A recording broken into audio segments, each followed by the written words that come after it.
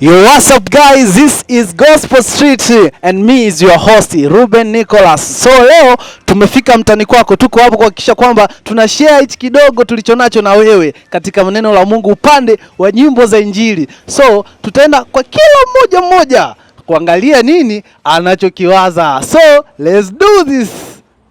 Dada, mambo? Poa. Unaitwa nani? Mary. Dada, wewe umeokoka? Mimi nimeongoka. Umeokoka umeongoka? Nimeongoka. Wewe ni Mroman bila shaka?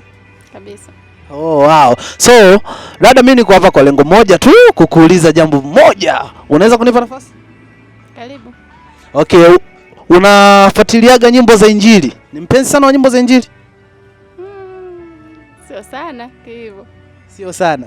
So, ni mwimbaji gani ambaye unapenda ukimsikiliza unakuwa uko poa sana? Napenda kwaya Mtakatifu Kizito. Mtakatifu? Kizito. Dada, unaweza kuimba kidogo wimbo wake?